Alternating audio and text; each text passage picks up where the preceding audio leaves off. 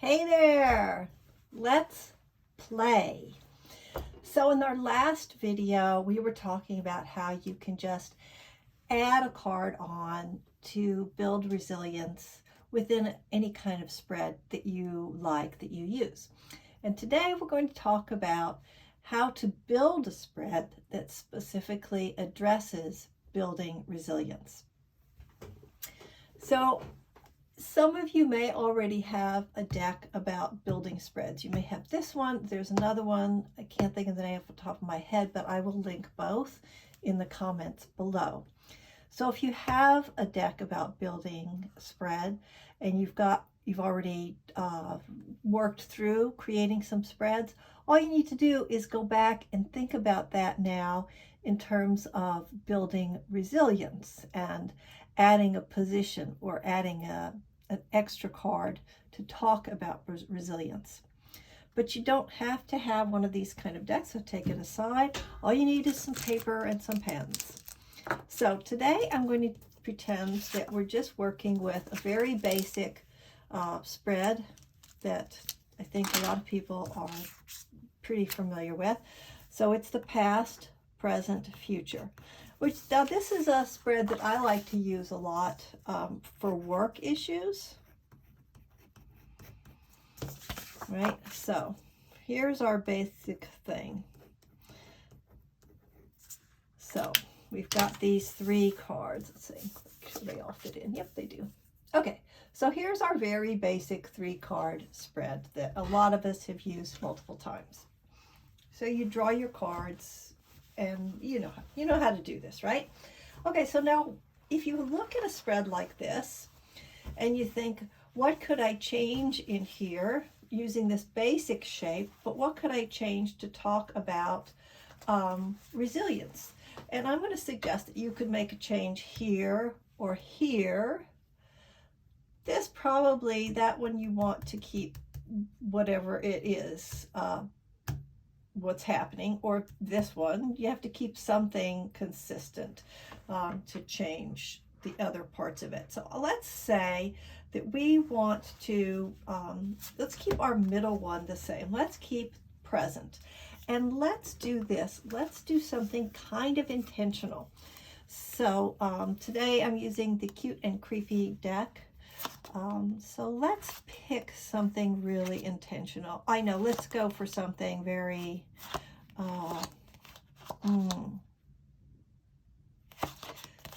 pretty easy in here to come up with something that would be a difficult situation to live with. All right, let's go. I'm thinking 3 of Swords, of course. We all think about that one, right? Well, let's choose.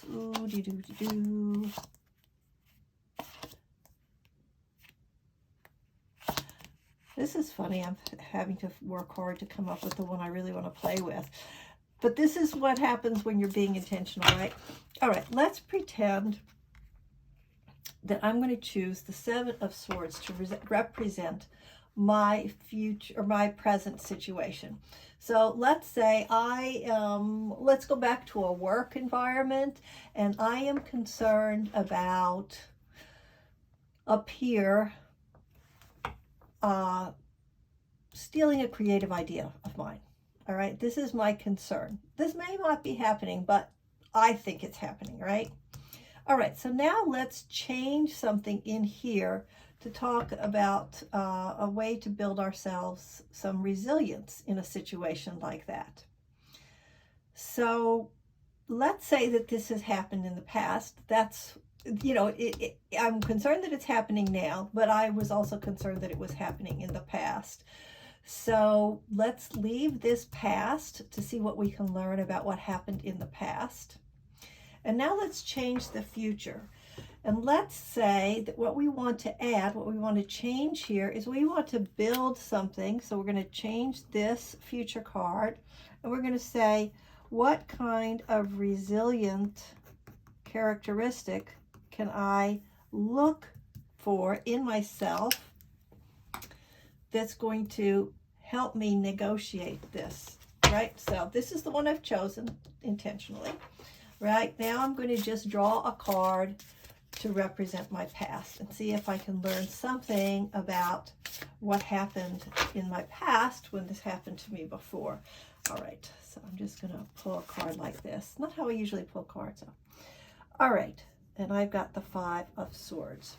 So I'm going to read that like what happened in the past was that there was some conflict, some push, some pull, and at the end of the day, either I took something that belonged to somebody else or they took something that belonged to me. It's like one of us won, but at what cost, right? It was a bad thing. A little boogeyman under the bed. So this happened to me before. Now I'm concerned that it's going to happen now. Now I'm going to say, what could I draw on? What reserves am I going to pull on to be resilient in this situation? Because maybe it is going to happen again. Or maybe it's not, because something's going to happen with me to make that not be what's going on, or my concern. All right, so let's see what we get. Looking for something to tell us about resiliency in a situation like this, where your creative or intellectual property has been stolen from you and you are concerned that it's going to happen again. All right. So just pull a card, and I pull Justice. So, all right, I would, in this situation, so this is all like, let's pretend, but kind of not let's pretend too. So I would read this as if this is what we're looking for, resilience. So there could be, this could indicate a sort of acceptance of, well, yes, this may be out of my control. This may actually happen, but I can trust that there will be some justice, that, you know, people will learn that that was my idea. This could come back on this other coworker. This could slam back on them, and I could come out of this looking pretty good. So yeah, I would say that in this case, the resilience that is within me is the knowledge that things are going to work out. Maybe this idea wasn't that great an idea, and then they're going to get stuck with taking the credit for it. That would be kind of a weird form of justice, but it could happen, because not all my ideas are great. But I would say that for me, looking at this, then what I'm thinking is resilience in this case is my knowledge that things are, my belief that things are going to work out in the end, that the scales are going to be balanced.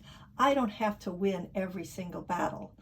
Long term, it's going to work out.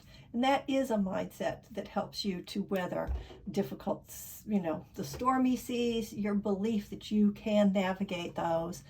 That is a form of resilience. So that's how I would read this. That's a way of coming up with a 3-card resilience spread. So I'm going to go ahead and challenge you. And now I did a deliberate thing. I said, this is my issue. But you could just read this blind. You could just pull 3 cards out. Let's do that now. And I have this weird thing that I do where I do present first. So present. Okay, so my concern is that something's going to fall apart. There's going to be a breakdown. In the past, Knight of Cups. So maybe that would be, following my feels really fast, and then it didn't work out. There was a kind of a disastrous result. Things broke down because I just followed my feels too fast.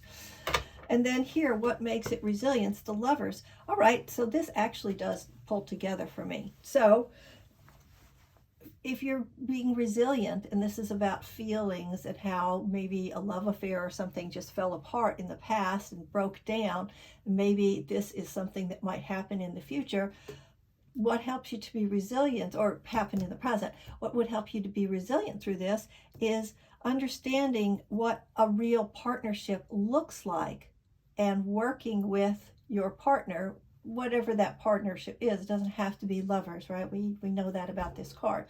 It could be about a relationship you have with a passion project, a relationship you have with a family member or a friend, or your pet. It could be anything, really. Something you have an intense relationship with, and probably a long-term relationship.